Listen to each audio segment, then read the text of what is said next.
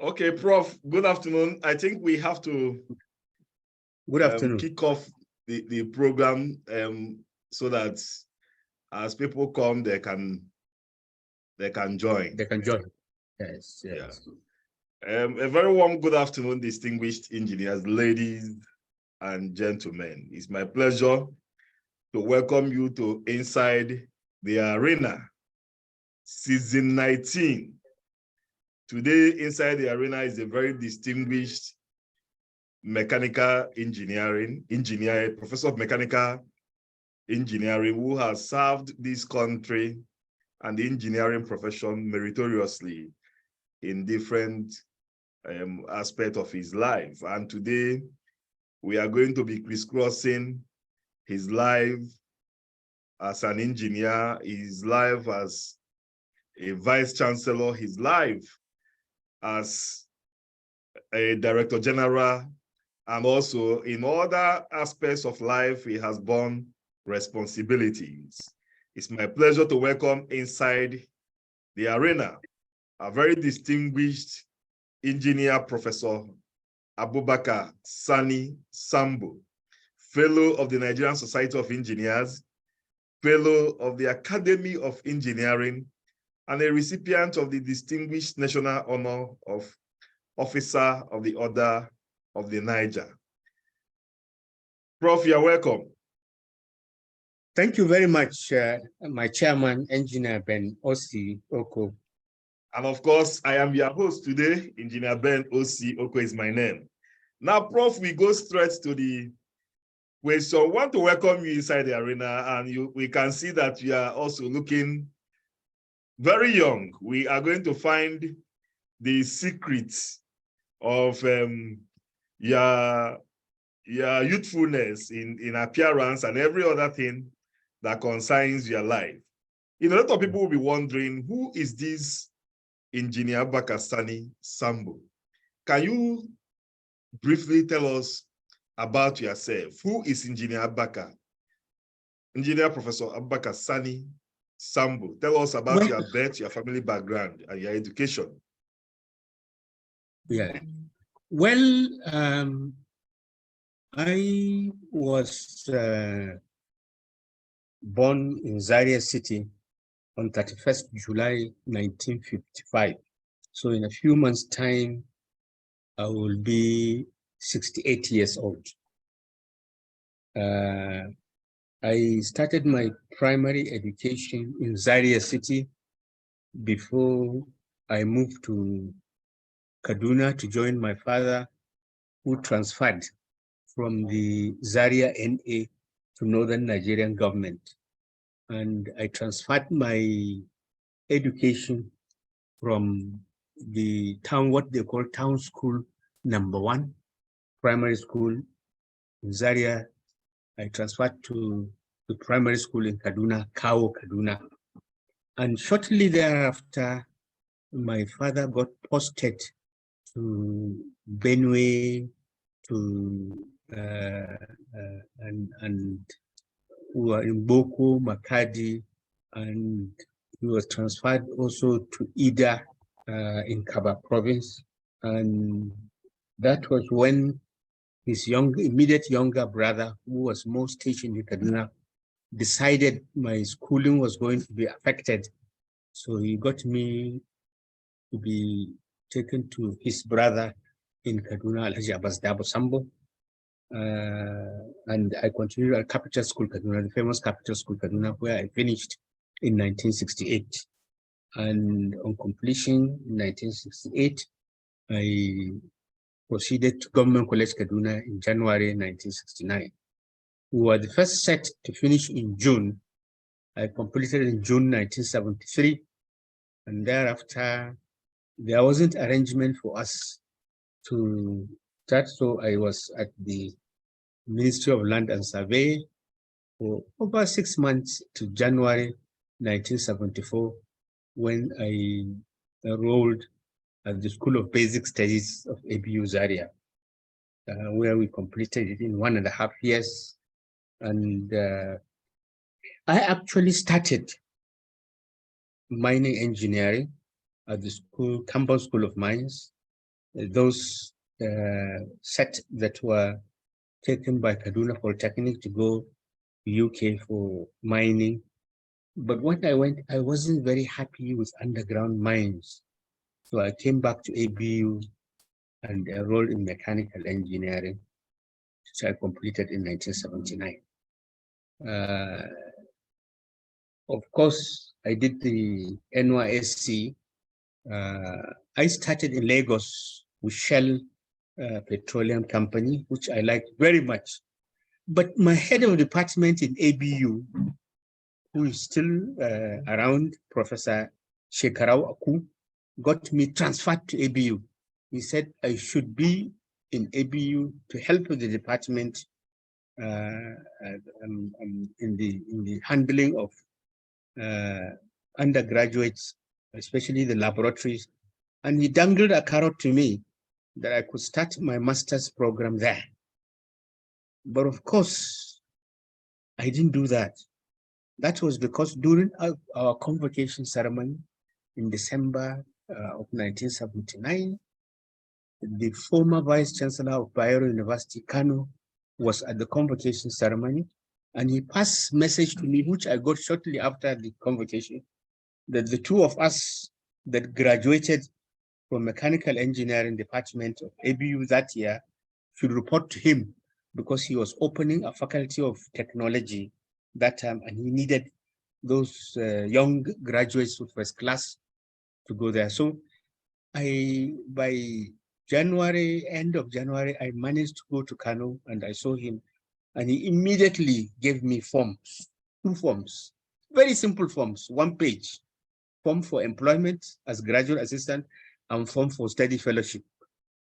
And the Faculty of Technology that time had a Briton that was serving as dean.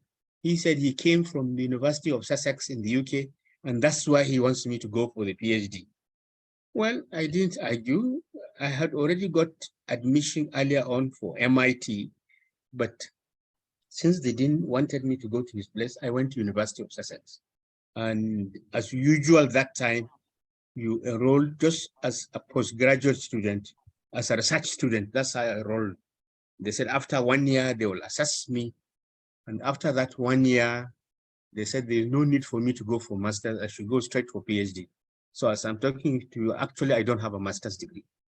From the BEng of ABU, I got enrolled as a PhD student, which I completed in about 3 years, a couple of months, less than 3 years, 1983. And I came back to BUK. The VC was very happy to see me back. Few months, less than 3 years. And that's how my academic career started. Of course, I should also tell you that the PhD I did was actually on gas turbines, not renewable energy. And when I came, I complained to the head of the department, another Briton, Professor Doyle, that time, 1983, July 1983, that I cannot continue working on gas turbine research. So he said to me that they had purchased some equipment for solar radiation analysis. They were in cartons.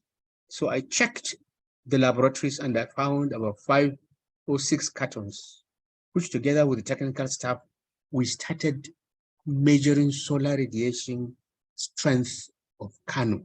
And I was climbing the roof to check, to make sure everything was okay. From the solar radiation measurement, we moved to flat plate collectors, we moved to thermothermal solar water heaters, all constructed there. And I was climbing the roof of the Faculty of Technology. Now it has been renamed Faculty of Engineering, Bayero University, Kano. I didn't know the Vice Chancellor then used to inspect capital projects of the university very early in the morning, between 7 and 7:30. So he was surprised to find somebody on the roof around 7 in the morning. I used to do it every day before I go for lectures. On Saturdays or Sundays that I don't travel, since Kano is not my hometown, I am always around the faculty, even on Saturday and Sundays. month end after salaries, I will go to my people in Kaduna, Zaria, Kaduna, just 2 days off in a month. But every other day, I was on the roof with my solar systems. And the VC was so happy, he called me to his office. Late Professor Umar, he died a few months ago, about 2 months ago. And that's how I became very close to him. Professor Ibrahim Umar was so happy to see me on the roof. You know, people with PhD, they think they're big men, they sit in the office and so on. No, I took the European style, the UK style, and I was setting my things up, going to the roof to make sure everything is good. We got the solar radiation sensors wired to a laboratory below there where we had the computer. So readings were being taken on 24-hour basis. And that's why it helped me to write so many papers to the extent that all the professors around got to know. So by the time the promotion was advertised, I applied and I had to be given promotion very quickly.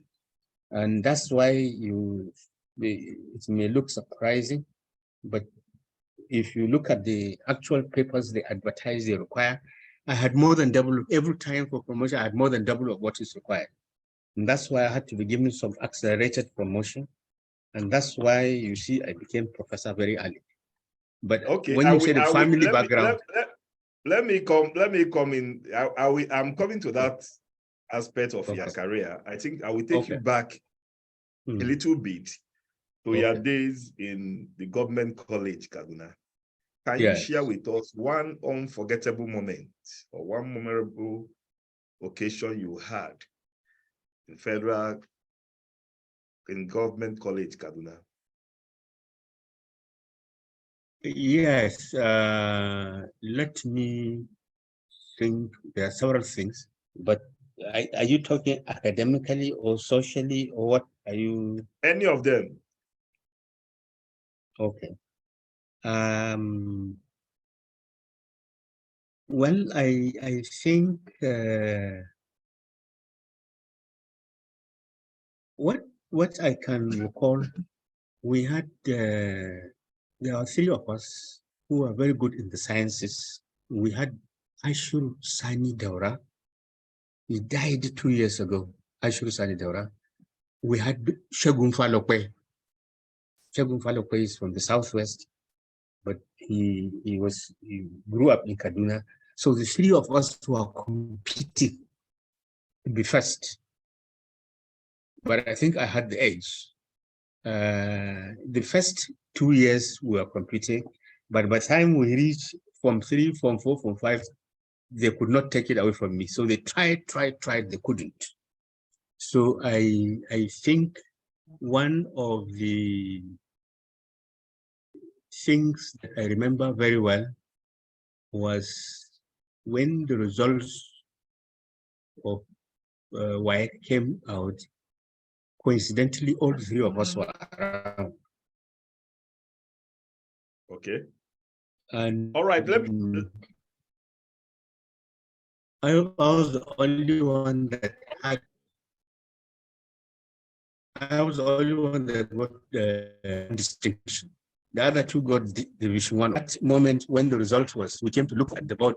They told us to come. Results was coming out, so we came. So that was one very memorable occasion. We looked at the board. I was so happy with the results at Government College Kaduna.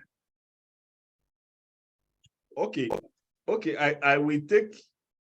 Let me take you on this also. You've told us what actually made you to how you left mining to mechanical engineering. Was there any mechanical?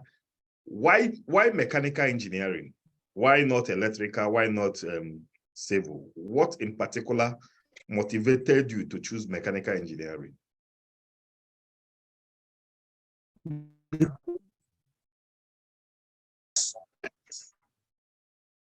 I was very much this thing, machines, mechanical machines, especially the ones in the motors, motor vehicles, and also at that time we were told the engines that propel crafts, they are all similar to that of motor cars.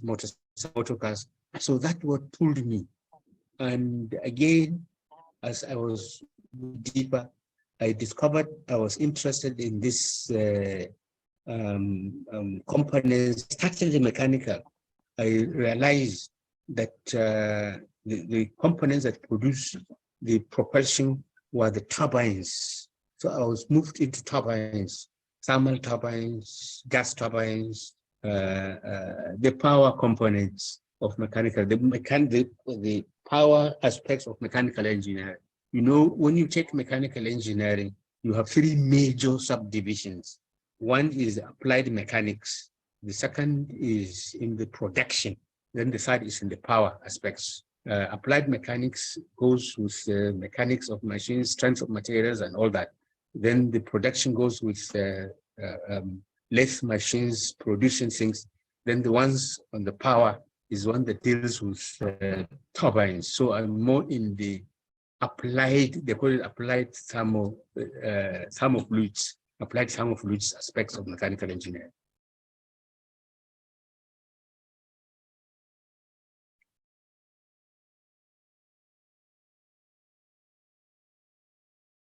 Hello. Am I still? Yes, yes. Is it my own? Okay, okay. The network is actually fluctuating. Okay, I can see you now. Now, I've got what I wanted. Now, in your profession. Yes, but okay, wanted to say something. Yes, go on. Okay. No, I didn't want to say something. You can go on. Okay, who is your role model in life and also in engineering profession?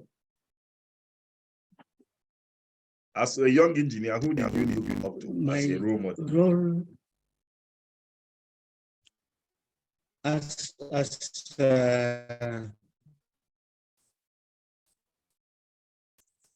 young engineer, my role model, to be honest with you, was Professor Shekarau Yakubu Aku. Shekarau Aku. He was my head of department at ABU Zaria. I looked up to him. He pulled me first into academic line, but I told you at the beginning, I started the NYSC and brought me back to my hometown Zaria to complete the NYSC. He wanted me to stay in the department as a graduate assistant, even though he was my role model. But I think the Kano people offered me a better deal. So I didn't stay in Zaria, I moved across to Kano. And what the Kano people did was to say that while Professor Aku, my role model, my teacher, even as I'm talking to you now, he is my referee. Anytime they call me, and you know the VC ship, it was through interview. The DG ship that I got, it was through interview. And anytime I call Professor Aku today, he will say the letter is ready tomorrow without a draft from me. Up to now, he is my referee. So he's my role model. And I told him, sir, this Kano people said, if I report as a graduate assistant, I will go straight to UK. He kept quiet and said, okay, go there. He himself said, go there. Even though he's my role, he said, go there. There's a better deal there. Go. So I went there, and I still link up with him. He's still my Oga, but I didn't stay in his place. I moved on, and as I moved as a vice chancellor, all the major occasions like convocation ceremony, Professor Aku will be there. I'll invite him. Okay. Now you say something. I want to take you on that. You said you graduated from ABU Zaria, and then you've given us the reason why you did not continue your career in ABU. How you moved to BUK, courtesy of the fantastic deal, if I put it that way. That's right. You by and maybe if you give me just a minute to explain, it was not such a deal, but basically the Kano VC said, if I come, I will go straight to UK for postgraduate studies. Whereas Professor Oku told me if I stay with him, I will have to do masters in ABU and then look for scholarship to go. So there was that offer. And the Kano offer that I took, when I reported to UK, they said I would just remain for 1 year as a research student, unclassified research student. Okay. Whereas the ABU, I have to go through a master's. So that unclassified position, after 1 year, they reviewed me, they interviewed me, they said I should go for PhD straight. No need to do a master's. So you can see the shortcut I took by going to Kano paid off. Okay. Or shall I say the option of Kano paid off? Still on that, that's why I want to take you on that. You were in Kano till 1989. You became a senior lecturer in 1987. And in 1989, you left for Usman Danfolio. Was the offer from Usman Danfolio better than that of Kano? Let me tell you what happened actually. The Sokoto, the University in Sokoto, Usman Danfolio, had this energy research center, Sokoto Energy Research Center. Their director at that around 1988 actually, he was appointed Vice Chancellor, Federal University of Technology, Yola. And the Sokoto people were shopping around for somebody to replace him. Then they were told I was the one, I was working very seriously on solar. When they approached me, I told them, what Kano people have done to me is too much. I cannot talk to them. Let they go and talk to the VC in Kano. If he agrees, then I will come to Sokoto. If he doesn't, then I don't even talk to him on that matter, because what they did to me is too good. And that's what happened. So the VC of Kano called me finally to say his colleague in Sokoto wants me to go, so he will give me sabbatical leave, 1 year. Let me go and see if it is good.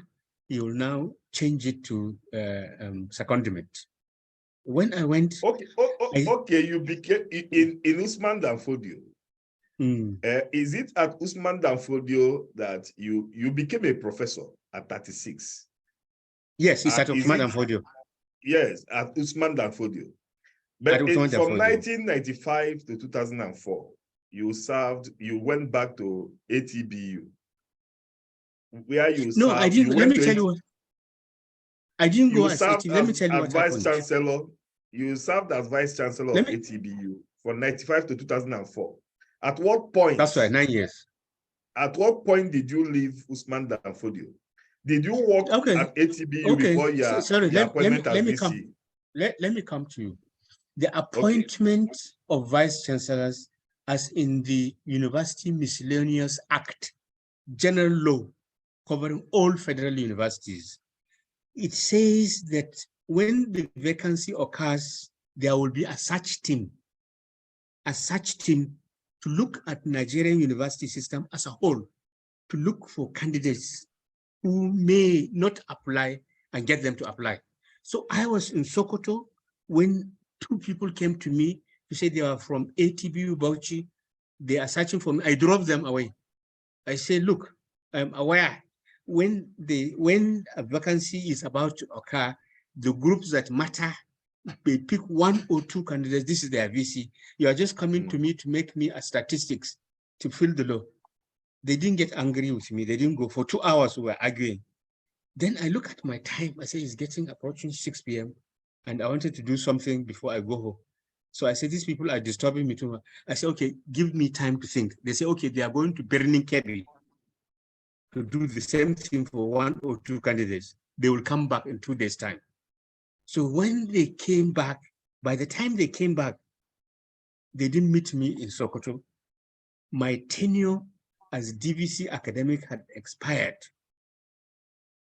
And Kaduna State government gave me a position to be the executive director of Kaduna Education Development Project to build 16 model schools, science schools. So I had moved. So they followed me to Kaduna. And before they came to me in Kaduna, there was the PPS, the Principal Private Secretary to the Governor of Kaduna. He's like the administrator there. So he called me, he said, "You are visitors from Bauchi, have they seen you?" So I knew I was being monitored. So by the time they came, the people, I argued in Sokoto with, I said, "Okay, I'm giving you my CV." I gave them my CV. I didn't apply, I just gave them my CV. Next, I knew I was invited for interview in Sokoto, in Bauchi. And when I went to interview, I didn't know what happened in the interview. They sent my name, but at that time they were still sending names, 3 names to the government, and the government picked me as VC. It was announced. So I did not actually look for the VC in Bauchi. I was searched by the search team. And like I said to you, I was a bit rude to them. I said they are wasting my time. They already decided, they know who to give the VC. They want me to be statistician. I didn't know that they were serious. Now, can you tell us some of the and sorry, landmark... can I finish? So I did not transfer my service to Bauchi. I remained as staff of Sokoto. And that's why, as I'm talking to you, I'm with Sokoto. I did not transfer to Bauchi. I went to SAP. One of the people on this platform, I've just seen him now, Salu Mustafa. He was a staff of ABU. Then we took him, my predecessor in Bauchi employed him. And then the Yola people searched him and he was appointed VC in Yola. When he finished, he didn't stay in Yola. I think he had already left ATBU. Then he remained in Abuja. He is with us now on the platform. I just saw him there, S. Mustafa. Yes, I've seen him. Okay, can you tell us about some of the landmark achievements, some of your landmark achievements at ATBU? Well, one of the things I did at ATBU, you know, we were so much trying to get accreditation of NUC. And my first accreditation, I think around 97 or 98, thereabout, we became #1 in engineering, ATBU, and #5 overall in accreditation of universities. So that one, I hold it very much. The one thing I did, I set up an endowment fund. With the money, we built an entire female hostel for the university, endowment fund. Again, in ATBU, somewhere in 1996, the then Secretary to Government of the Federation, Aminu Saleh, sent a team to me that he hears we have a strong geology department, ELF and Shelf oil companies who are prospecting for oil and gas near Bauchi, and we should give him our staff. We gave him 14 staff. Those 14 staff kept talking to us, and I got approval to open petroleum and chemical engineering in ATBU Bauchi. I'm sure you are aware of the coal mining oil issue. So I had a strong hand in that one. I remember it very well. Of course, there are several other things that I did in Bauchi. I opened postgraduate school for them. I opened 2 new faculties of in the university, science education and the management. I broke education into complete faculty, science education, and then we had faculty of technology management. So those things remain very fresh. After ATBU, you spent 9 years as VC. You also served briefly as the pioneer vice chancellor of the Kaduna State University before your appointment as the director of the Energy Commission of Nigeria. Can you just briefly tell us about your stay in Kaduna State University? Okay. What really happened is that the then governor, Governor McCarthy,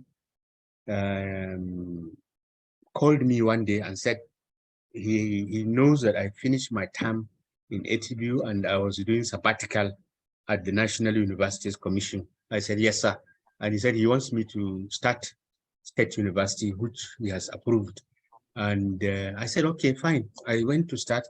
And I didn't stay long because the federal government actually, as McCarthy was calling me, we were invited for interview at the Federal Ministry of Science and Technology.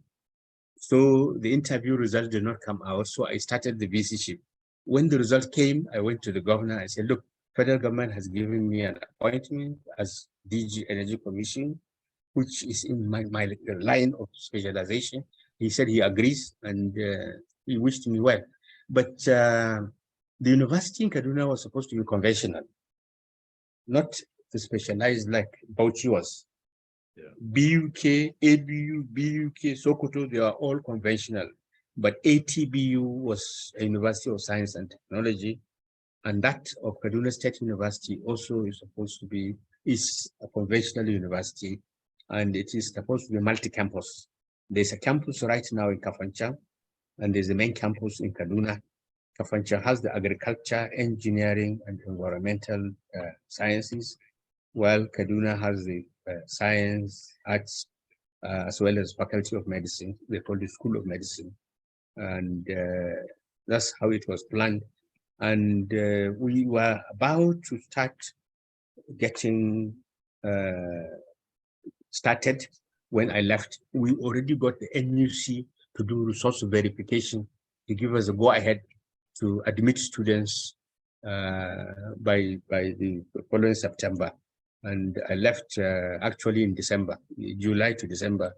I left in December. They gave us 9 months to plan very well for admitting students and starting the teaching of it.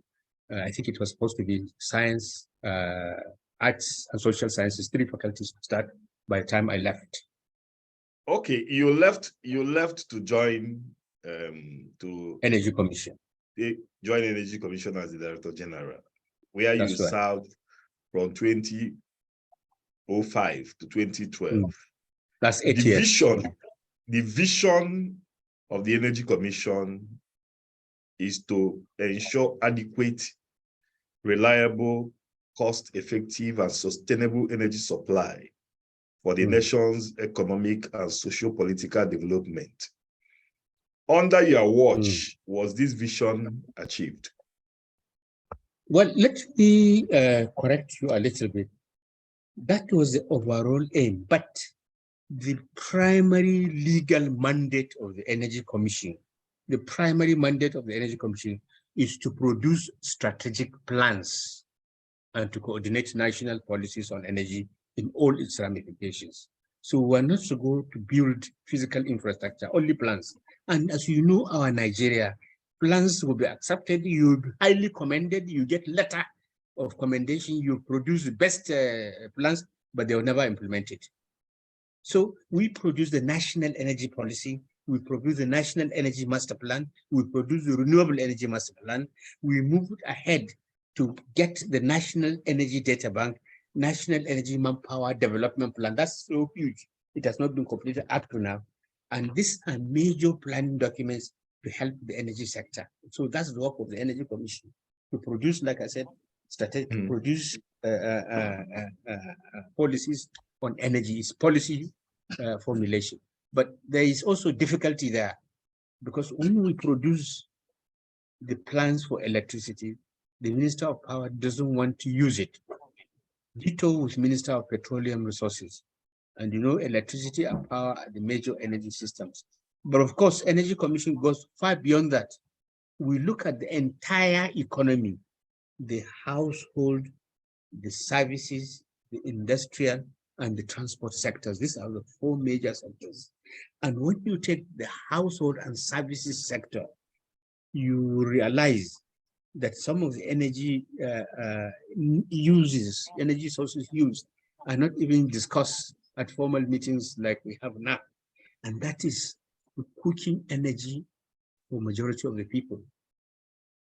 If you look at the rural areas and the peri-urban centers, they cannot use gas or kerosene for cooking. They use fuel wood. So Energy Commission focuses attention on fuel wood as well. And there our recommendation policy-wise, again, is not being implemented as we want. What we want is for government to encourage Nigerians to stop using fuel wood, But then what is the alternative? So we think a stopgap measure is to ensure that quick-growing tree species are planted that will be harvested in 1.5 to 2 years to be used cooking fuel, so that natural forests will be left untouched. But this is not happening. Like I said, the plants will receive commendations for producing beautiful plants, but they are not implemented. All right, you have mentioned some of your challenges. What was your major? Can you share with us your major challenges as DG and also your major achievements in office as Director General? The major challenges, as I've just finished saying, we produce the plants. We don't stop there. We say we want to produce the prototypes, the models of all these power systems. And that's how you see Energy Commission dealing with solar street lights, solar powered boreholes, solar powered mini grids, and so on and so forth, to showcase this to the general public, especially the organized private sector, that these are working alternatives that can be promoted significantly. But of course, as you know, our country, the things are so cannot be explained properly. I say this because even when you have the Electricity Power Sector Reform Act of 2005 that liberalizes the sector to bring in private sector to play, up to now, 2005 to date, that's about 18 years. There's no significant change. There's no significant change. And part of the reasons you say is because we're not doing things properly. Yes, that is correct. If we really want the power sector to be going up and up, then we will not privatize the way we privatize. We do not do the proper things, and that's why we are still having problems to debt. Okay, now we still come back to this. You tell us some of your key achievements, but still on the challenges, yes. We are there a kind of interferences in your office, maybe by the supervising ministry or by other arms of government when you were the DG? Yeah, of course, there were interferences. Let me tell you the biggest problem that we had at the Energy Commission is while the law of the Commission has Mr. President as chairman, the Commission was handed over to a ministry to be supervising it. And the ministry also does not seem to be in the main line of energy. So we see this as a major drawback. Of course, when you have president as chair, you have ministers as members of the commission, and the DG is only secretary, you think heaven will come to you. It doesn't, because when the president doesn't see the Energy Commission work, doesn't listen to us, then we can't have what is there planned in the laws. So that is the biggest problem, that the supervision is not being done by the main energy ministries. There was, of course, a period of time when the Energy Commission was being supervised by the Ministry of Mines and Power at that time. And that was the time when the Energy Commission did so many things. That was the time when we expanded, we had more research centers. You know, one of the works of the Energy Commission is to make recommendations on new energy technologies. These new recommendations are not done at the head office, but they come as a result of research at the centers. We used to have only 4 centers. That was the 2 centers on renewable energy in Sokoto and Nsukka, and 2 centers on nuclear at ABU and IFE. When atomic energy was carved out, 2007, the 2 nuclear energy centers were given to Atomic Energy Commission, and the Energy Commission was given the go-ahead to establish more. So we had 4 more energy centers, 1 in Bauchi for oil and gas, 1 in Benin for energy and environment, 1 in Lagos for energy efficiency and conservation, and there was the one at Ilorin for hydropower.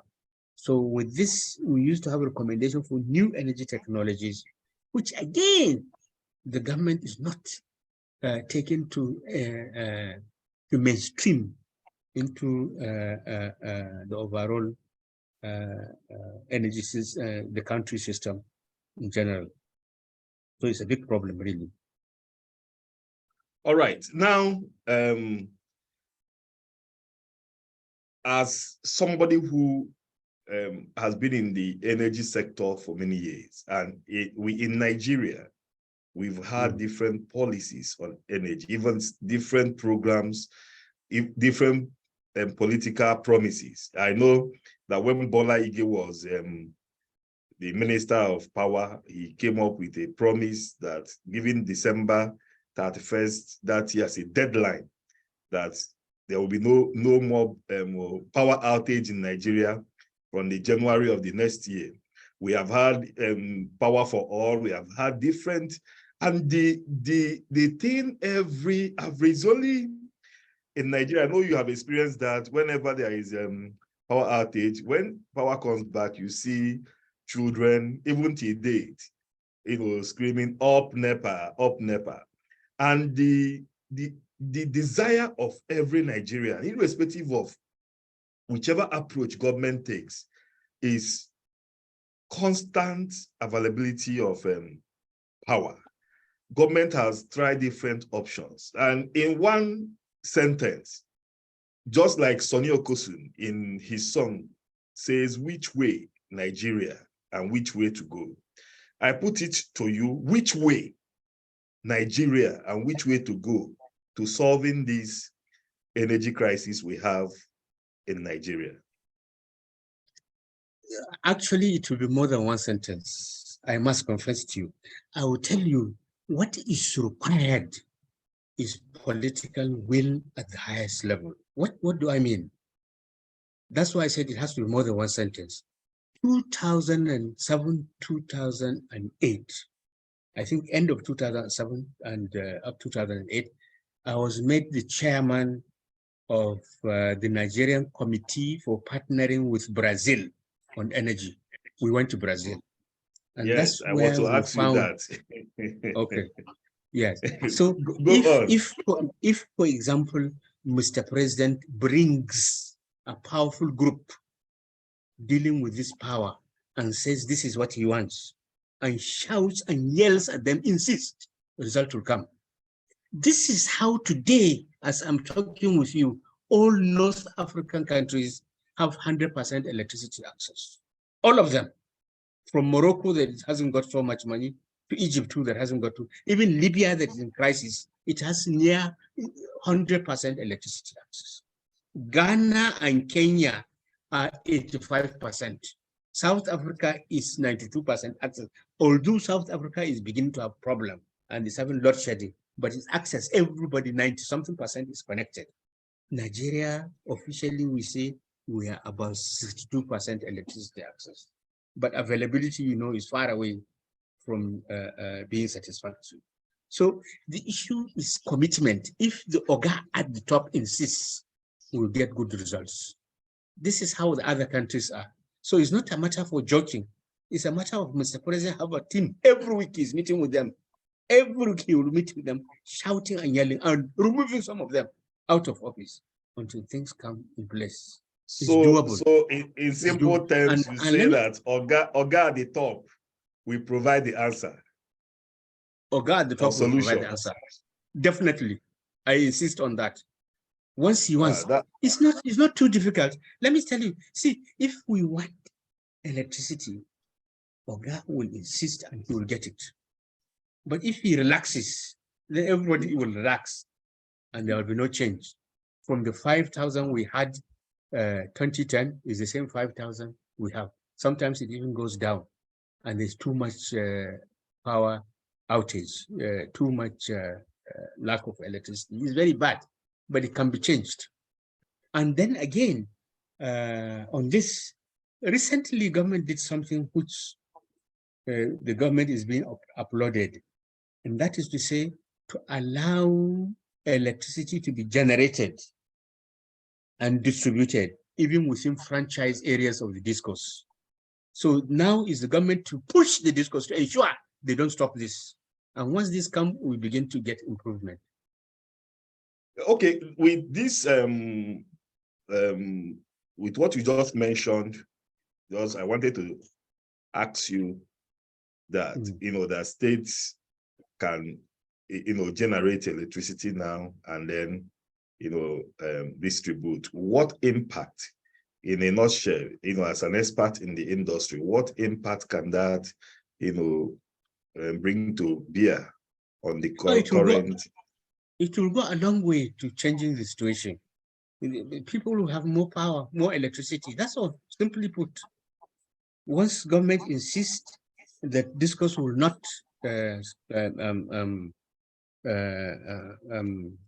counter that move, then things will begin to move. And competition you is have good. A very big passion in solar, in the solar energy industry. And then, what do you think? Are we really harnessing the potentials in that energy, in that section of the industry? We are not. What should we do? What's your recommendation? What I think we should do is, first of all, this the policy document. There is this renewable energy and energy efficiency policy approved in April 2015, just before the end of tenure of Goodluck Jonathan. Is being reviewed now by Minister of Power. That document should be passed into law. Once it is legislated upon, then it's a big move towards implementation. Then, on the other hand, I remember October 2021, the African Development Bank Managing Director, with own Dr. Adeshina, was at the retreat for ministers, and he gave this powerful carrot that the bank will fund business groups that want to start producing renewable energy components within Africa. And that, if it is taken, it will help solve the problem. The policy document, if it is made into law, and then this local production of solar components, solar panels, and the balance of system components within Nigeria and Africa as a whole, it will move the situation significantly forward. Wow. I don't know if you have visited the SANI Solar Energy Limited in Karishi, Abuja. Is a solar energy company that produces solar panels locally. They are quite doing a lot. Maybe you can also, I don't know if you have visited the place and look at what you are talking about to know if that can also add to what you have just said. Yes, I know of the Karishi plant. It is rated at 7.5 megawatts per annum. That of Borno is 40 megawatts per annum. And the Sokoto Energy Center's own is 5 megawatts per annum. Very recently, the Vice President did the soil turning ceremony for the local production of bigger component, I think about double the one in Karishi, at a village very close to Kefi, about 3-4 weeks ago. I was there, actually. And I'm aware of the SANI activities. In fact, I'm chairing one of their technical boards, the one in Okene. So I'm familiar with the activities a lot. It's a move in the right direction, but to be frank with you, it's not enough. It should be upgraded significantly, because when you are talking of 5,000 megawatts for more than 200 million people, and you look at the energy, that megawatt is power. So if you convert it to energy terms by looking at the hours in a year, it comes down to something like 100 and something kilowatt hour for each Nigeria, whereas the world average electricity consumption per capita is about 3,000 kilowatt hour. Sub-Saharan African average is about 500. So Nigerian figure is even about 1/4 of Sub-Saharan African average. It's too poor, it's too low. And I think this issue of significant expansion, so you are talking of 7 point something megawatts for the SANI plant. The new one that is coming on stream, maybe about 40, is not enough. It's not enough. You will think you want a plant that will produce something like 500 to 1,000 per annum. And when you finish strengthening our power system, the electricity is virtually almost 100% access, you will still need more, because electricity, like medical demand, like even the university access positions, is ever rising by the year. So demand is ever rising. So when you provide the actual electricity needed for this year, which is closer to 100 megawatts, some are talking the other day of 50 megawatts, but that 50 megawatts is still 50,000 megawatts, is still a suppressed demand, because Nigerians, like many human beings, like other countries' human beings, they resign to fate. So there's the suppression of the demand. Demand will be closer to 100,000 megawatts. 100,000 megawatts. So to get 100,000 megawatts, it will take several years. And once you do this, we will have chance to sell it, especially because of this African Free Trade Continental Agreement. So when we produce, we can sell. So there's no problem of getting bigger plants. Wow. You say that will take several years, and as you say, our fate has been resigned to the hands of the Oga at the top, and we hope that one day they will wake up to the responsibilities and they solve these problems. Let me tell you quickly that when you say political will at the highest level, if the democracy is working well, the political will not lie at Oga at the top alone. It will lie at certain group, minister of power or vice president chairing the economic council. It will move to them. Like you see now, vice president is handling this Siemens roadmap for power. Siemens roadmap power is more with vice president's committee. So part of the political will be with him. So if Oga at the top is also pushing the vice president, then vice president will push everybody else not to sleep well until systems start thinking. That's how the Brazilians were doing it when we visited them. They will say, Sambo, you bring your letter of resignation or bring your handing over notes. We are putting a new person next week since you failed. So Sambo will never sleep for the next 2-3 weeks until he meets the results. That's how things are coming in shape. That's how Ghana is doing it. The same with Kenya. They don't allow my colleagues in the sector to sleep. And when my colleagues in the sector deliver the goods, they will be happy at the end of the day. They will retire beautifully.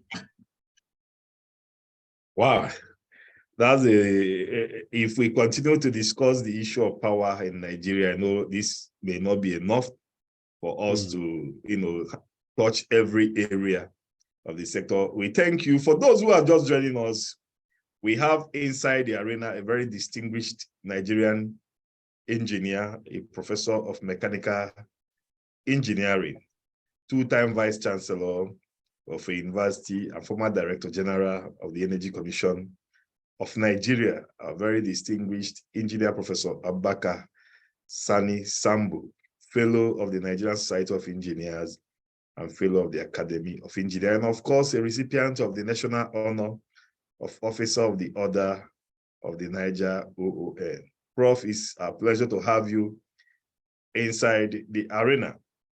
Now we go to the other aspect of your life. You are a fellow of 10 professional bodies, including the Nigerian Society of Engineers, the Academy of Engineering, and many others. Now, talking about the Nigerian Society of Engineers, how did you join the Nigerian Society of Engineers, and who inspired you to join? And also tell us a few of your contributions to the engineering profession. Yes, I'm very glad to be a Nigerian engineer. When I came back from my PhD in 1983 in Kano, we had late engineer Ake Inua. He was the father figure of engineers. He didn't allow us to rest. We just saw him in our faculty. We didn't call him. We just saw him. I was there when I came in June. I think by September, Abdul Salihi came, Professor Abdul Salihi came back. Then we had not too long, one Bunu Alibe from civil engineering. Abdul Salihi was also mechanical. So, and then we had other younger engineer with master's degree. And engineer Ike Inua will come in a particular very attractive way, very captivating way. You talk very high of engineers. And he said, we need to come to the monthly meetings. And he made sure we were at the monthly meetings of the Nigerian Society of Engineers. And after sometimes I was technical secretary of the Kano branch, and we organized some seminars for Kano. We organized some at Bayero University, Kano. And we were very much getting a lot of the engineers to come to participate. And I think before I left Kano, I was even the vice chairman of the Kano branch of the Nigerian Society of Engineers. So I contributed a lot to the branch. And let me tell you, when I moved to Sokoto, I invited Inua to visit us, and he helped us to set up the Sokoto branch of Nigerian Society of Engineers. And they asked me to be the chairman. So I told them university didn't have money to be sending me to the monthly meetings in Lagos that time. So I said the MD of the cement company should take it. The MD of the cement company took it. Later, the chief engineer of the cement company, that's Gobir, took the chairmanship, and I was the vice chairman for several years up to the time I left for Kaduna and then Bauchi. So I did not only contribute to Kano branch, I also helped establish the Sokoto branch of the Nigerian Society of Engineers. The solar thing, I didn't see it too much as a professional, in the way of NSE. NSE is the main body. The solar thing was like the one trying to make us move. And before I left Kano, we got one of the military governors to give us some consultancy, solar related, but mostly it was engineers that did the work. And it helped us to not to run away from the academics, that kind of assistance, which I hope NSC will be doing to some of my younger colleagues in the universities. Okay, now let's go to some of the honors you have, Yes, you have bagged in your life. You have bagged so many awards and honors, including the traditional title of Shetiman Gaba of Zazu by the Emir of Zazao, and also the national honor of Officer of the Order of the Niger, and of course, the National Productivity, the Order of the Merit Award. Which of them can you consider as the most cherished among them? And how do you feel fulfilled by these honors? Let me tell you, you see, one sets of honors are given by professional bodies. Another set are given by institutions, educational institutions. And yet another set are given by National Council of State with Mr. President as chair. So you can see their levels are different. University gives you degrees, and then professional bodies give you the fellowships, and then national honors are given by National Council of State. So they are all different. When you have national honors and you don't have degree, you're not a complete person. When you have degrees, you don't have fellowships, then again, you are not there. And let me tell you, in recent years, what has been happening when the sector I know very well is universities. When you are going to appoint vice chancellor, you look at all this. You say the vice chancellor who has no fellowships is not professionally there. And when you have vice chancellor who has no national honor, it means he has not done much for the nation. So you can see we require both. Of course, the basic one is the degree from the institutions. Again, when you come to professional bodies, like everything I'm doing up to now, despite the fact that I'm so engrossed in too many things, when the president of NSC gives me an assignment, I take it. As I'm talking to you, I'm chairing two committees of the NSC. I don't know whether you are aware of them. And I don't joke with Nigerian Society of Engineers because I'm basically an engineer before becoming anything else.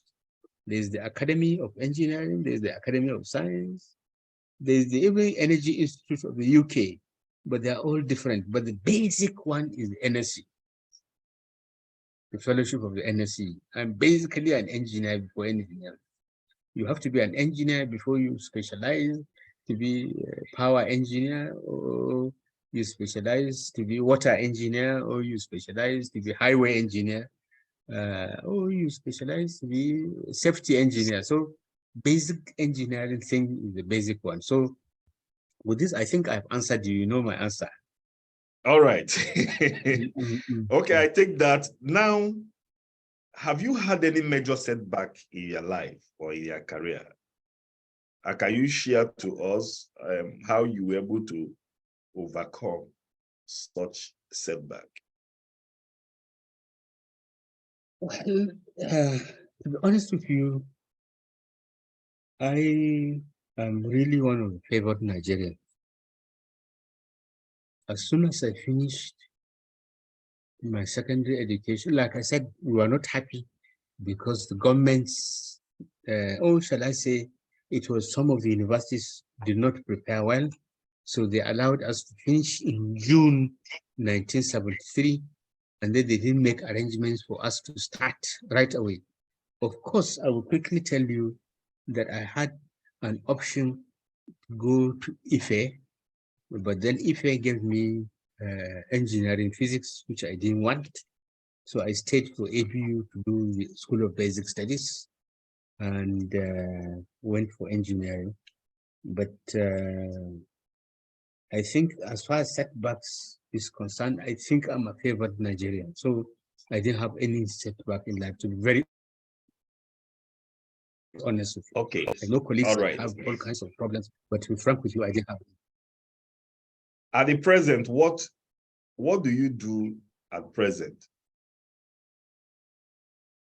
I am still a professor in the university because the law says that our retirement age is 70, and I've got 2 years and a few months to hit 70. The other day, we were both members of the governing board of Nigeria Atomic Energy, my VC and myself.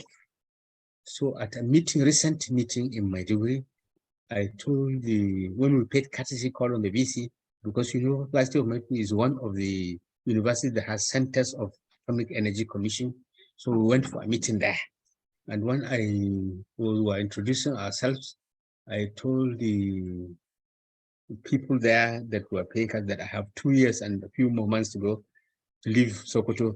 Then the VC quickly said, no, you can't leave Sokoto even when you reach that time. So I don't know what it means. But I can tell you in university system, we have all these kinds of emeritus professor, we have this kind of contract professor. Maybe he means when I finish, he will give me contracts, so he won't allow me to go. And when you VC say you can't go, I quickly kept quiet.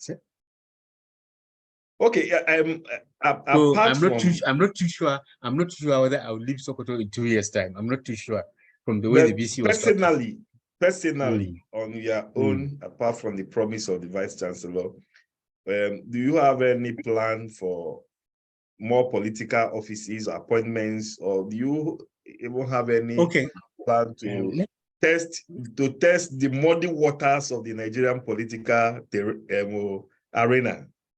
To be very honest with you, I will not join politics because of what we have been seeing. But for you to succeed in politics, you need a lot of money, which I don't have. And number two, either you need a godfather. Again, I don't have a godfather. Godfather who will fund everything. And you know the meaning. When he funds everything, it means when you get the office, I'm sure you know what will happen. He will want you to defer everything to him, refer everything to him, all major decisions to him. And if you don't do that, he will start the process of creating problem for you. So to be frank, I have no interest in political office. And that's why I've not left the university up to now. Of course, I have been invited by quite some people to come together to do engineering practice, consulting mostly. But you know, with consulting, you don't need to leave your university, especially now with these facilities of virtual meetings. You can be in one place and be doing, and with what we are doing in the university, I'm advising so many groups. I wouldn't like to call myself consultant to them, but I'm invited to several meetings. We guide groups, and once in a while they show little appreciation, not to the level that I think I contribute to them, but I'm not complaining. So I'm not, my short answer to you is that I'm not interested in politics at all. I'm not. All right. Now, some of the things you do, can call them the extracurricular activities or areas of interest. You play squash, and you also repair automobiles. I am particularly interested in the repair of automobiles. Can you throw more lights on that? Okay. And also playing squash. How often do you play squash? Okay. I must admit that I've not updated my CV properly, because I stopped playing squash about 5 years ago, to be frank with you.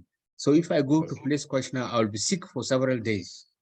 You know, when you have not played and you start playing squash, your arms will be aching for quite a long time. And now I dread getting that aches, because anytime I don't play squash for 2 months, I go to play, I have those aches. So now that I haven't played for about 5 years, I think I should delete squash from my CV. Maybe I will say I was formerly playing squash. For repair of cars, I think I started doing that during my NYC. I had a Volkswagen. You know, my father was a civil servant, so he was a little bit not rich, but not too down. So he helped me to get a Volkswagen. And with that Volkswagen, I never allowed it to pack it and go and get mechanic. So whenever, since it wasn't brand new, frequently stopped and I was repairing it all the time. After the time I moved to Peugeot 504, after the time I moved to Peugeot 406, I was repairing them all the time. I know how to handle carburetors, even the fuel pumps, even I never allowed my car to stop. I was always getting it up and going. So that's why I say I like car repairs. Okay, that's now. If you are to, have you written any book about your life, autobiography? I haven't done an autobiography per se, but I have got, I'm thinking of, I've started, actually, my handover notes at Bauchi and at Energy Commission, I've started improving them, upgrading them to biographies. And from now and then, my interaction with some top people, I've written some notes to keep aside, especially my interaction with Governor Makarfi, my interactions with my experience with the Brazilians. You know, we never found what they did in the books, in the internet. We didn't, because we asked them, how did you manage to be dispensing ethanol in motor cars at filling stations? We didn't find it in the internet. But when we went to Brazil, 10 days, two times, during Adua's short period, he was the one that appointed us, we realized the Brazilians are different people than Nigerians. I say this because they told us they were producing ethanol from the same products that we condemn here, because we are interfering with food security of Nigerians if we do that. That is to say, to produce ethanol from maize, from cassava, and from sugarcane. You know, all these are food crops. And the Brazilians laughed at us when we say it will interfere. They say, no, In Brazil, they estimate pretty accurately that the quantity of maize, cassava, and sugarcane required by Brazilians is a certain amount.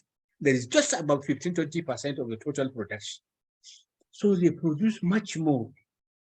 85–90% is for business, is for industrial production.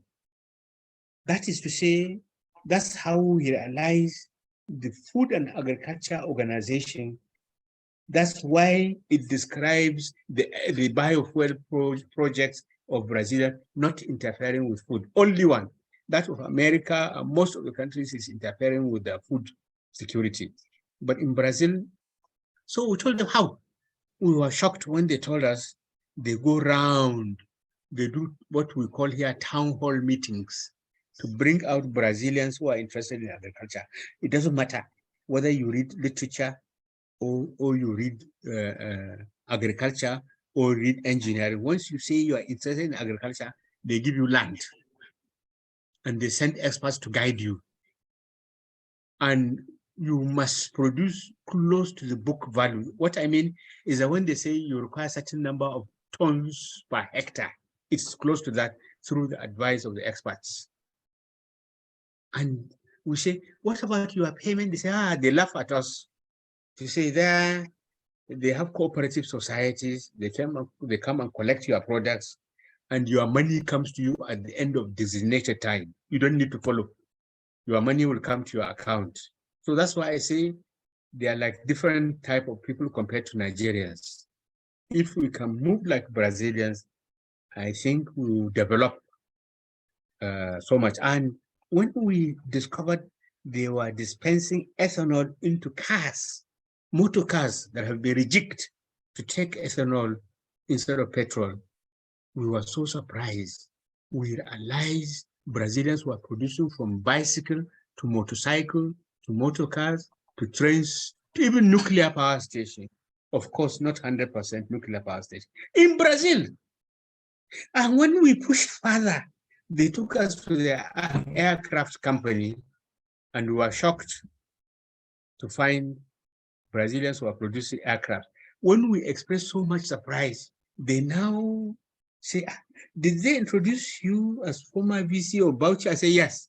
Did they introduce that man as working in Port Harcourt? I say, yes. They say governor of Rivers, Port Harcourt, governor of Bauchi came to buy aircraft from this country. So I didn't believe them. I told them I'm going to the toilet. I went to the toilet. You know, we had some Estacon, plenty of money. So I phoned back to Nigeria, and they told me, yes, Governor Odili bought, Governor Mazu bought Rivers and Bauchi. So I came back to the meeting. I said, thank you very much. Brazilians were producing aircrafts and trains. And like I said, even nuclear power plants, about 60% Brazilian, 40% from other countries.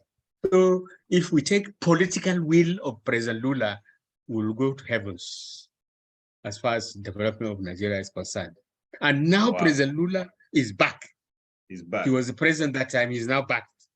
So I think Brazilians will go very far. That political will, that shouting and yelling, not to say, oh, I told my Minister of Agriculture, I told my minister, that it never works in Nigeria. You have to shout at the Minister of Agriculture and Minister of whichever minister, and ensure he gives you the results. Wow. Well, we are wrapping it up. You have not told us, if you are to write your biography, now your autobiography, what will be the title of the book? Oh, what the title that I want to put is to say the need to develop Nigeria through dogged determination. That's what I'll put it. The need to develop Nigeria through dogged determination. We'll be looking forward to having that compilation of your. But I'm not a politician. I don't like politics. I But you have occupied political office, and that makes you one. No problem, sir. We on a final note, what is your advice for the young engineers in Nigeria, and also what is your wish for Nigeria? My wish, I will take the second one. My wish for Nigeria is to see it just at par or even higher than Brazil, India, Russia, South Africa. This group of countries, Nigeria should join them and excel in development activities like they are doing, or even better than them. And I think Nigeria should apply to join that group. I see they're saying so many countries want to join. I don't know why our country has not joined that they call them brisk countries. Brazil, Russia, India, South Africa. I think we should join them. If we do that, we will be motivated to develop as they are developing. Like I said to you now, you go to Brazil, you see. In fact, let me be honest with you. When I was in Brazil that time, any place I went to the toilet to check, is there men's water supply? That's an indices of development. Although my good friend is saying he prefers boreholes. Maybe that's another argument. We'll continue. But men's water supply is an index of development.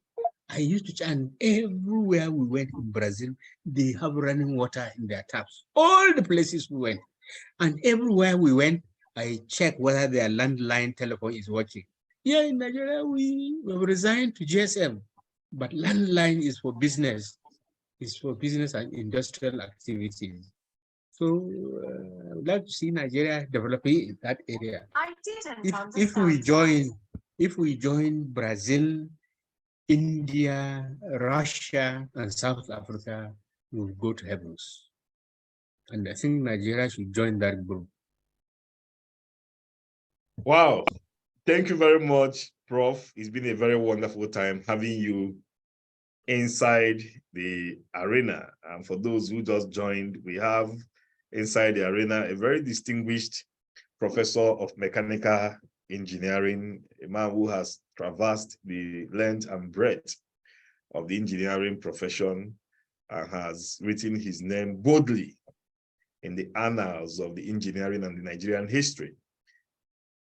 Professor ABUBAKAR SANI SAMBO, a fellow of the Nigerian Society of Engineers and a fellow of the Academy of Engineering, a recipient of the National Honor of Officer of the Order of the Niger. Prof, we are going to be going to the second segment of this program.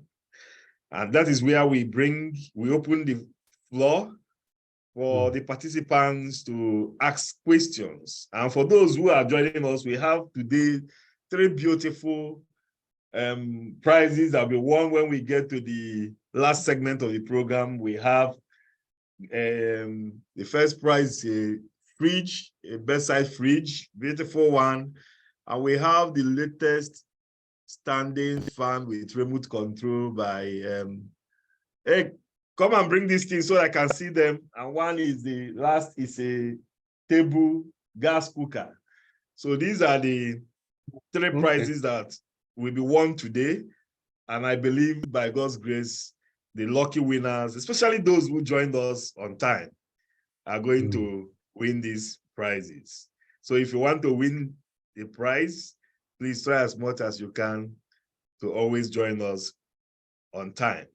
Now we are going to open the gate for our participants to ask questions. And we have our rules. If you have a question, you raise your hand, we unmute you to ask your question. I can see the first hand, Engineer Fine Ogolo. Please, can you unmute and ask your question, sir? Thank you, Field Marshal.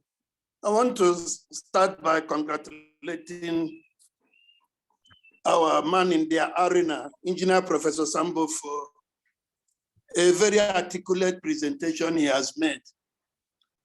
I'm happy about his passion for the development of Nigeria. But I noticed that he doesn't seem to stress one thing Nigeria does not have that Brazil, India, and others for now have, and that is security challenge. I want to find out whether Prof doesn't recognize that we've lost virtually most of our land for agric. Benue State, that used to be the food basket of Nigeria, you cannot go anywhere there. Taraba, many places in the north that used to feed us. You cannot go even to feed ourselves.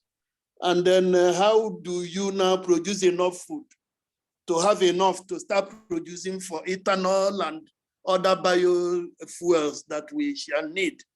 So that is a very painful something to me in Nigeria. I know we have the potential to beat even developing countries. I've always believed that there's nothing inferior in being black or anything. But it's painful in this country that the security challenge is getting out of hand more and more every day. So how will you advise the government to do in security, to improve this security, for us to recover our lands, for this kidnapping and other things to get low, so that Nigeria will now be in the fast lane for development? Thank you, Prof. Yeah. Yes, thank you very much, Engineer FAEng Ogolo. Actually, yes, I did not talk of security. I was more concerned on what I see as direct engineering issues. But security problem is a real problem. I believe it will not continue forever. If you take the way it all started from the northeast, the Borno area, you can see it's going down there.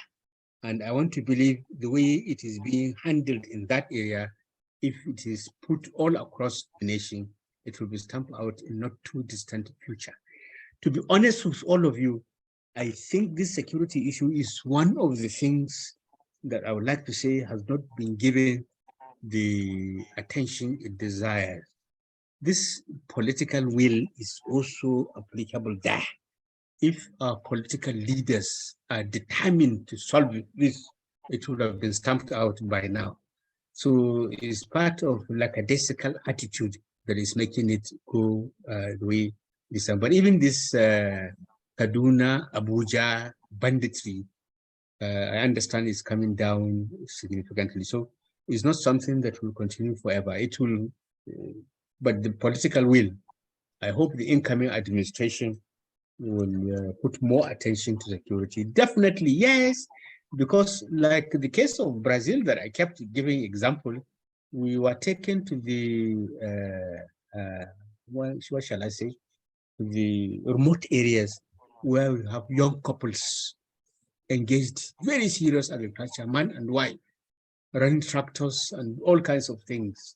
If we don't secure our own remote locations, then we cannot go like the Brazilians are doing. We can't have food security. We can't have food security and then to have access for biofuels as well. So security is a real issue, and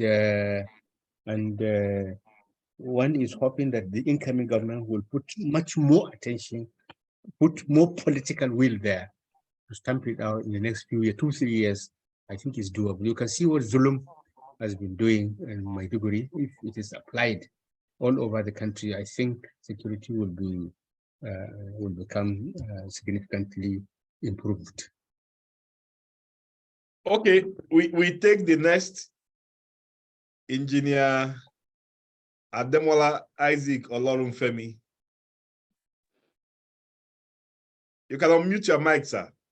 Yeah, thank you very much. Congrats, Ben. Great job. Sorry, I joined about 30 minutes late. I actually been in one Zoom meeting or the other since better part of today. But I knew I must make it because of the quality as usual that I expect, and particularly for the person in the arena. Uh, for example, well done, sir. Um, Mine is a question, but before then, I like to use the opportunity to, it's a question to clarify for the benefit of everyone, including myself. But let me start by thanking you for your contribution to engineering, sort of engineers, and particularly during my tenure. You are so um clear, you're so humble, you're so uh, kind to contribute, very willing to contribute. I want to thank you again and again. Now, my question for clarification is this: the BRIC and BRICS, do you join as a country, or you are qualified by the level you brought yourself? The BRIC then went to BRICS. South Africa came in. I just want to know, for information, do you apply to join, or you are qualified by the level of your development? That is my question. Oh, thank you very much, past President Olorunfemi. I enjoyed working with you while you were president, and I look forward to us getting together to solve some of the problems of our country. I'm not too sure, to be frank with you. I am not too sure. I just listened to their releases when they meet and read about them a little bit. I have not gone deep into it. If I knew you would ask this, I would have gone into internet to check. But I think the way things are now, what I read last is that several countries like Qatar and even Kenya, Ghana have applied to join. So that's what I read. So I think it's more like application. And to me, if we can join there, it will be something like BRICS, which will be good because they will motivate us. Because like I kept emphasizing, when I went to, actually I've been to India too, I've been to South Africa several times. I know South Africa in terms of development, you can't compare with Nigeria, but the way the Brazilians are doing it, I prefer their own style. And if I'm allowed, I should tell Nigeria should apply. So I think it's more like closer to application. When I read these other two African countries and Qatar are applying to join. So I think we should join. But the first on the major thing is that we should just be a country that is resolved to solve our problem. We should resolve to develop. We should be committed to development. And there's no way, no better way of doing it than through political will. Okay, we will allow Engineer Abolarain to ask question. Please, can you mute your mic or mute your yes, engineer? Can you unmute? Thank you very much. Hello. Go on. We can hear you. Okay. Thanks very much for the invitation to this meeting. And thanks to Prof for your great achievement as a professional. The question I wanted to ask is related to what President Demolat just said. For the BRICS, I'm concerned that we are not doing very well in local content development. But the key factor I'm looking at is the development of standards, engineering standards. And my question is directly, how do you compare their standards with our standards? Thank you very much, and congrats once more.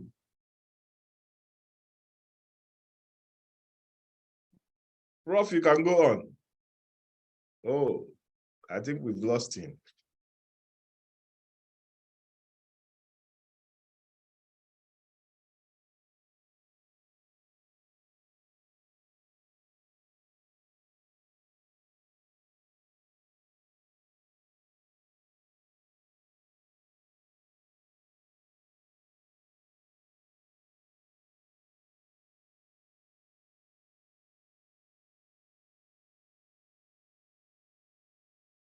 Okay.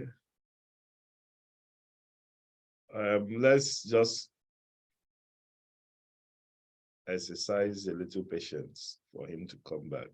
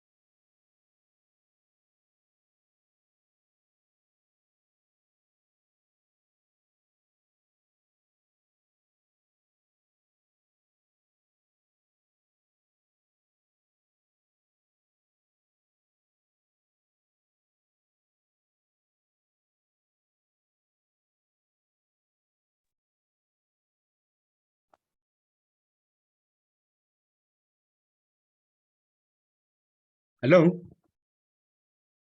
Hello? Ben Ossi, you are muted. Sorry, we can hear you. Yes, We yes. are welcome Sorry, back. I had to change my Wi-Fi. One Wi-Fi failed, I changed to another one. The last question I had Okay. from Abolari, I think our standards are far below theirs. But I think by joining them, I think it will be a motivation for us to improve. You know, they started this content issue much earlier than us. We just started about this a year or 2 or 3 ago, but I think we can catch up. To me, I think we can join. If we join them, it will make us more committed to move higher and higher in terms of standards. But standards are poor now, very poor indeed, in all aspects. In all aspects. I think I'll stop because I see so many other hands. I can see Professor Mustafa is raising his hand. I can see Babagana too is raising his hand. He has raised down his hand, and I don't know if he wants to still ask question, but somebody asked, he said as an engineer, as engineers and professionals heading one agency or the other at various levels of government, we have many designs, policies, and programs in place for Nigerian development, but we keep crying about political will. How do we overcome this political will, especially when highly expensive professionals like Prof are running away from politics? Well, you see, what is happening is that, you know, there will come a time, and I'm sure it's not going to be long, when you say enough is enough. And I don't want to say uprising, but I think we're moving towards that. That will be an alternative to having good leaders. Good leaders is the main thing. Once you have a good leader, things will come in place. That's it. You know, that's why we have to say, we have to say, and then the nature of our country as of now, if I say I want to become governor of my state, those who are interested in the governors there, they will make sure they frustrate me. Yeah. So pure and simple. I don't want to keep talking of this one, but that's the fact of the matter. All right. Okay. We take Babagana Teller. Can you unmute? Yes, my chairman, Ben, thank you very much for this. Prof, we really appreciate these very wonderful presentations and the personality talk. Sincerely, I was highly motivated and encouraged to at least go to at least hearing the history and the battle the Prof has fought to be in that position. Sincerely, It's really it's very encouraging. Prof, we really appreciate this your presentation, and sincerely, as a growing young engineer,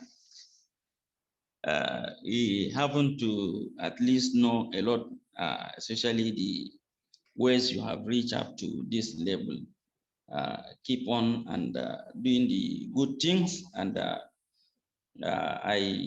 it's the first time that I joined this arena, and I wish to commend the effort of my chairman, Ben. We hope Prof will come also next time to talk to us in some areas that maybe in the how to at least improve on the certain areas regarding the curriculum of the engineering, which many are complaining, especially University Commission now. They have sent some documents for the review on that area, particularly areas that need the skills for members to come up with. Thank you very much for the effort. Engineer ABUBAKAR Modu is my name, the chairman of the Nigerian Society of Engineers, Maiduguri branch, and Vice National Chairman, Naimeki. Thank you very much for this thing. My chairman. All right, thank you very much, Engineer Bagana. I didn't see any other hand. I don't know if Professor Mustafa still wants to ask question. His hand is no longer. Let me ask on mute. Prof, do you still want to make? Okay. Yeah. You can unmute, sir.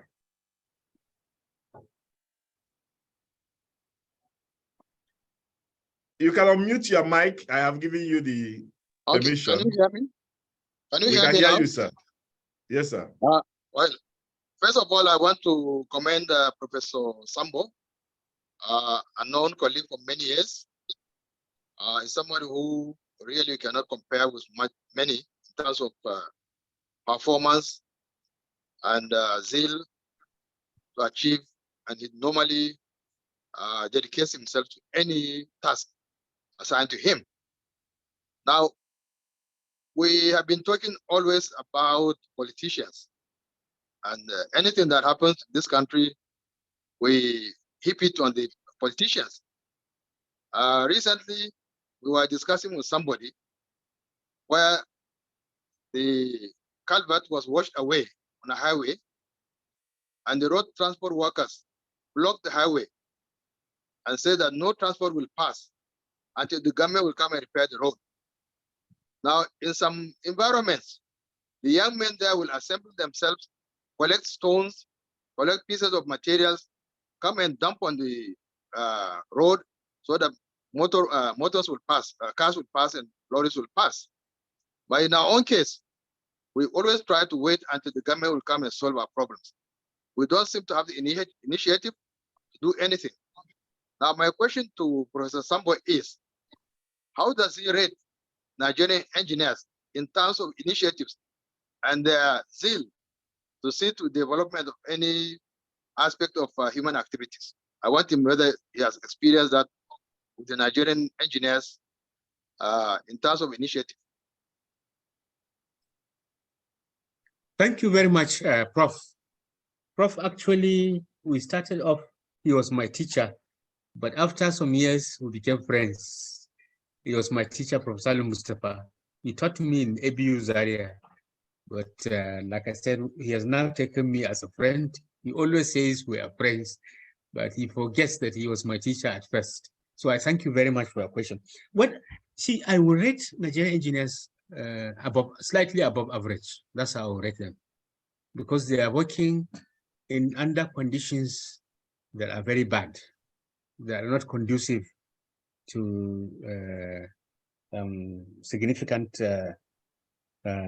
success like those of countries like India, like China, even like South Africa. They have better facilities of work. So in that light, I will rate Nigerian engineers slightly above average. That's my score for them.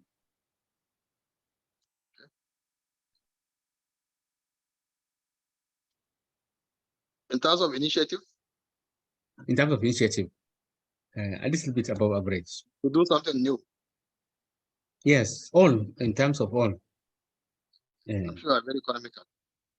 You know, when you say average, is C. So I've given them between 50, 55, 57, a little less than 60. So not up to B, but something like 55, 57%. I think that's not bad, is it? Well, I doubt whether that makes you to develop. It's a secret. No, it can. It can. Once you're above 50, you can develop, but not too fast. All right. Thank you very much, Prof. I think we are wrapping it with 2 professors. And now we are going to the next segment of this program, and I know many of us are already waiting for that. And as I said earlier, we have 3 beautiful prizes to be won today. Courtesy of Prof, we have a fridge, we have a fan, and we have a cooker. These prizes are going to be won, and we have our rules. We are going to ask questions, one question taken from some of the historical background Prof gave about himself. And the person to send in the correct answer will win the prize, the 3 fastest fingers. And Prof, we have to confirm that before we declare them winners of the prizes. And as far as this the declaration is concerned, Prof will be the returning officer for this. Once he confirms that these guys have won, and then mention them from what he can see from his own end, then that means that they are the winners. But please, before you send in your question, your answer, wait until we say go. If you don't hear go, don't send. And the question goes like this.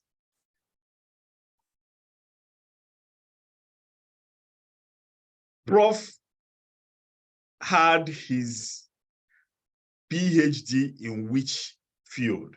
You can go.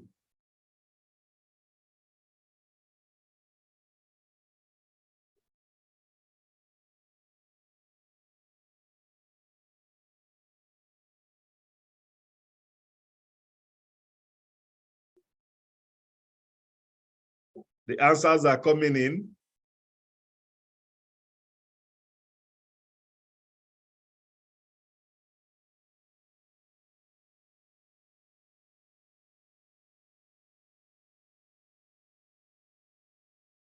Prof, please, can you confirm from your own end? Yes. Actually, my certificate reads mechanical engineering, PhD mechanical engineering. Although I worked on gas turbines, but the PhD was in mechanical engineering. Oh, the PhD was in mechanical engineering? Although I worked on gas turbines. So which one is the correct answer? Is it mechanical gas turbine? No, mechanical engineering. Mechanical engineering. Okay, yes. we will take that from now. Number 1 is from your own end. Who is number 1? And the answer has to be correct, complete, no abbreviation. Prof, can you check from your own end the people that got mechanical engineering correctly? So yes, is from my own end is engineer Oyo Ruafe and Felix A. So 2 of them got it. No, the people that sent in first. The first person. If you scroll up, if you scroll up. Okay, let me scroll up. Yeah. Okay, let me scroll up. The first, let me see.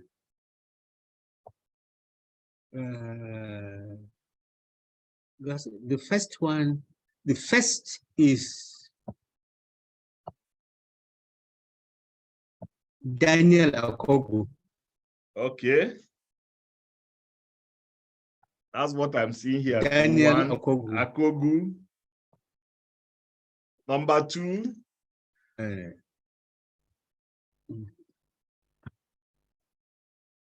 Do we accept, after Daniel Akogu, I only saw mechanical. I didn't see mechanical engineering by 1BC. Do we accept that to be mechanical engineering? Or do we accept the one in full? I think the one in full. Okay, the one in full is Abubakar Lawa. Is that what you have on your own Yes, side? Abubakar Lawan. Yes, that's number 2. But you said it's the first one, isn't it? Abubakar Lawan. Lawa. Abubakar Lawa should, that is number 2. After Akogu, we go down and we check for the number 3. Number 3, we will not accept number 3. It is mechanic. And again, number 3 did not put his name. We have always said that if you want to answer a question, you must answer. What I'm seeing is Infinix. It's Infinix. Yes. Infinix is not to any name. So we will take Oyo. I cannot pronounce that, but Oyo Weaver. That must be from the Delta. From Niger Delta. Delta. So I copy the name. Please, the 3 winners, please, can you show your faces so that we can see you? I can see, let me add you to pin so that we can unmute you. Daniel Okogu is there. Okogu. Okay. Abubakar Lawan. Lawa. Lawa. And the third. Okay. I'm trying to get the third person to.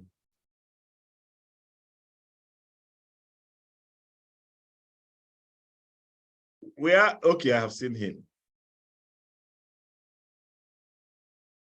Okay, I think I have to unmute the 3 of them so that we can see. Okay.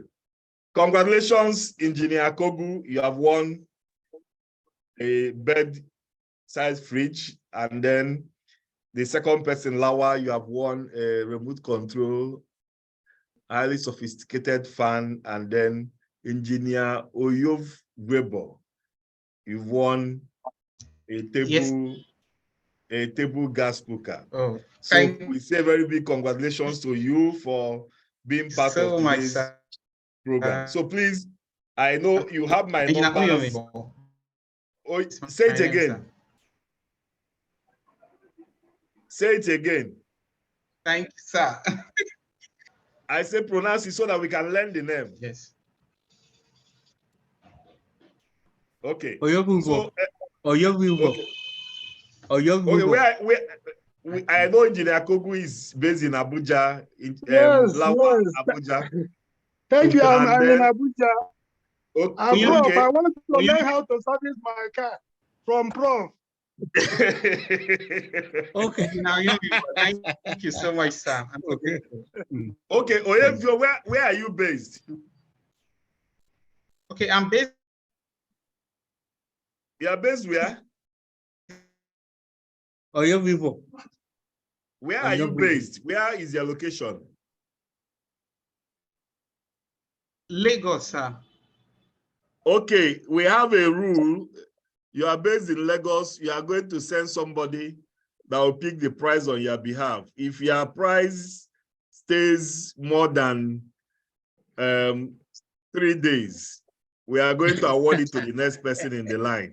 Because we have discovered that at a time here, we had so many prizes people won and they didn't want to collect. We had to be begging them to send people to come and pick their prizes on their behalf. So please get somebody that lives in Abuja to pick up your prize between now and the Friday. Thank you so much. And once again, a very big congratulations to everyone. And to Prof, want to say a very big thank you, Prof, for being with us inside the arena, the very 19th edition. We thank you so much, and we pray that God will continue to protect and give you the strength to make more contributions to the development of this country. And it is our prayer that you say you are still going to be enjoying your stay in Usman Danfodio, but if it is our wish that in the coming administration, you will be invited to also come and play a major role in the development of this country. We want to see you again back as a chief executive in one of the government agencies. I think that in that place, you also play a meaningful part towards the development of this great country. Once again, thank you and wish you good luck in all your endeavor, and pray for long life and for good health. Distinguished participants, on that note, I wish to thank all of you for participating, and I pray that God will keep us alive till next month as we come again for another edition, the 20th edition of Inside the Arena. I remain your host, Engineer Ben O.C. Oko, signing out. Thank you. Thank you. Thank you very much. Yes, sir. Thank you. God Thank bless you. you, Prof.